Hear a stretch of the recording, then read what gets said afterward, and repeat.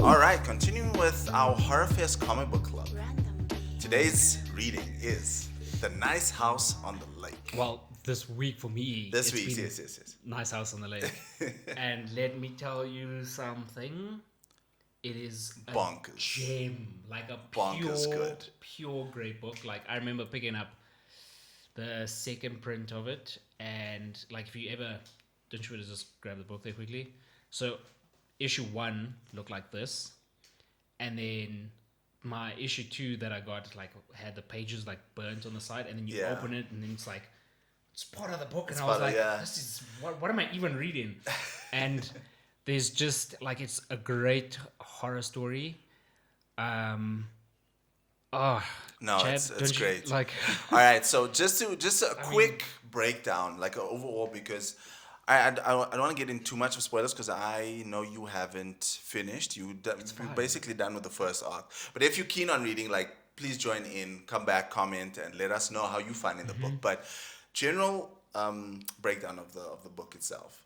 So you have this group of friends invited to a house, nice house on the lake, super nice, super lax. And you can kind of see there's certain people kind of, these people, you can tell they're kind of closer. These three are kind of closer together. And then you kind of like get the feeling that, okay, cool. These ones went to high school together. These ones went to college together. And in some form, they all know each other. Exactly, like, yeah. Through the years because they know this one person called exactly, like, the Walter. one, Walter. Yeah, Walter. So essentially each book, similar to like Immortal X-Men, each book focuses on a specific member of the house, right? But wow. Sure. So it turns out, so spoiler warning though for who Walter is. So the first book kind of kicks off with this chick named Ryan, which is the first time I heard my uncultured self. I was like, is Ryan a unisex name? I was like, okay, that's interesting. How did we? Okay. So so it followed this chick Ryan, which you can kind of get the tell that everyone knows her because her and Walter kind of had a thing. Yeah, like a fling or something. And now it's kind of like, okay, she's here as well, kind of thing. Like, all right. And then also one thing, the more you dive into these books, you kind of get the sense that Walter cares for his friends, but on a overprotective level. Yep. And it's crazy. And then so at the end of the first issue, you kind of pick up why. Yeah. So Walter's not from this world knew or this something dimension. Yeah, he knew something was gonna happen. Exactly. And that's why he was like overprotective. Exactly. So essentially, you kind of have Walter, who's gone through his life. He went through high school, went through college, and then he kind of found these people of different occupations because everyone has their own special skill. Yeah. And it's like, okay, these people are the best of the best. This is why he cares so much for them. These people are going to destroy the earth. He's like, listen, we in this house. This house is essentially a prison because they can't leave. Yeah, and also technically it's also the lake as well. Like Exactly, it's protected. And then what happens as well, it's just like there's an apocalypse. There's an apocalypse happens, but in this like little bubble where this house is, they safe. They are right. Like nothing happens to them. And so you get like this ominous kind of like Walter's like, we need this to work. I need this to work, or else my people's gonna we failed, and my people's gonna like take you with as well. And I've only been told that I can do like a handful of people that. Man, this book is so like the suspense is there. And each character's book, or each character's like view Like on perspective, what's happening in the house for however long they are there, from what I've read, is also so interesting because you get to learn more about the character, exactly, but also what's going on inside the house to give you context as to like, why is this dude just like and it's sitting so, in a bath of rats, like exactly what's happening on these things. So to like reiterate that, the structure of the book, so you get the cover, which is always ominous and always like, I'll throw some up so you can have a look-see because it's just so creepy. Then you get like two or three pages where it's kind of set up like everything's red, it's an apocalypse, and for some reason this character that the book is focusing on is isolated and they're alone and they in this like apocalypse. Then it continues to current events where you kind of see kind of like how the house is developing and how kind of like how each person is dealing with the situation, because now it's essentially like COVID, where you had to kind of be in your house Yeah. and you can't leave. This is what's happening. And That's exactly how it feels. Yeah, oh like the man, writing just makes you feel exactly, like right? that's how I felt like During for 2 COVID, years. right? Yeah. And it's so ominous. So where you are kind of, because you're on issue 6, so the first arc ends with kind of like a reintroduction of, so there's a character sheet. And so, because my one gripe with this book is that it's hard to kind of keep track of the different characters. You kind of have to going to, if you're not binging it, then you kind of have to keep going back. But other than that, it's a phenomenal book. So at the end of the first arc, there's an introduction, right? Without spoiling too much for you, and you know, if you're diving into it, is an introduction, and then things somewhat come to light. Oh yeah. As to what's going on. As to what's going on, because already these people have reached to a point where they realize, oh, we can't die. They find a bunch of guns, When you get to that point, and you it's just like bonkers, dude.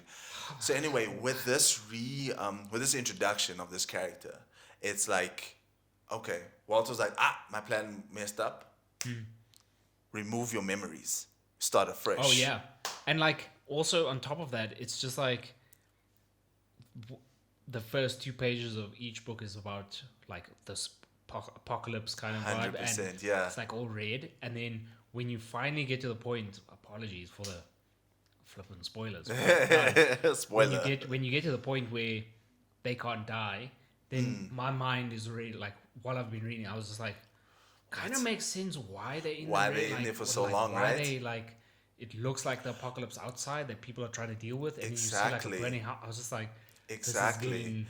And it's quite like, I love the way this book builds up tension, because you get that apocalypse scenes where it's like, oh, this looks like hell, and then you kind of click back to present time, where they trying to figure out, they're like, okay, how are we gonna get out of here? How are we gonna, like, we have loved ones at home, so that's building up tension, because like, how's this gonna end up going there? And then so where I am currently, issue 10.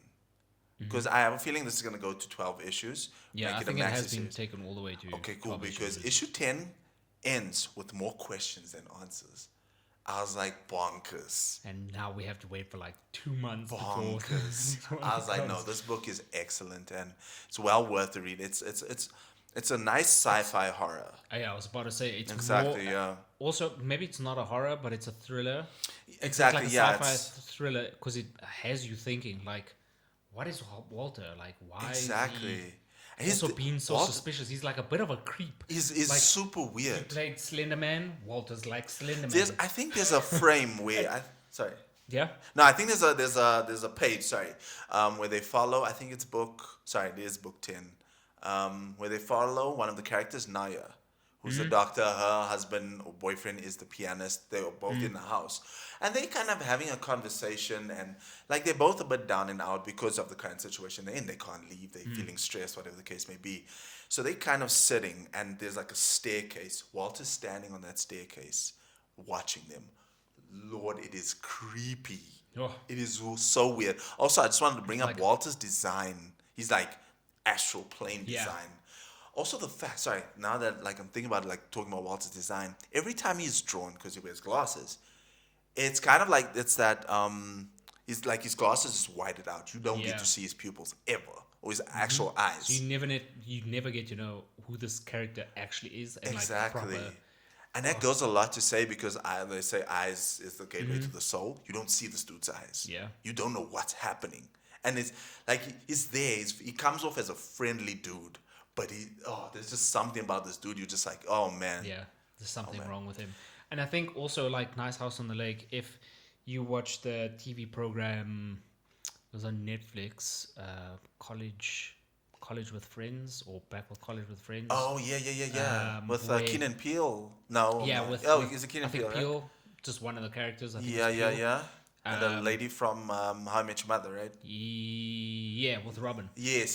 That it's sort of like Nice House on the Lake sort of reminds me of that. Okay. Just because of like everybody knew everyone, and Fair. then there's like things happening with each individual, but nobody yeah, knows yeah. about it. And then some people know what happened with this person, and then they somehow connect, or like they haven't seen their mates for like years because I associated New York with that With sort of okay, thing, and yeah, it's yeah. just, it's very cool. Like, what did I say? College with friends or whatever. Yeah. It's more like a love kind of thing, but Not as just ominous, but yeah. it gives you just a little bit of context because it's like everybody's on the same like Fair. vibe. But it's that kind of like connections as well. Like, hey, you got homies. You and I are homies, but you got other homies as well. We come together. It's your birthday. Obviously, oh hey, what's up? What's up? So we all kind of like familiar with each other, and there's this kind of like looming thread, and just the way this book builds up tension. Yeah. Amongst the characters, amongst the situation, and then you just have Walter just being a shady dude. Yeah. Oh man. So weird.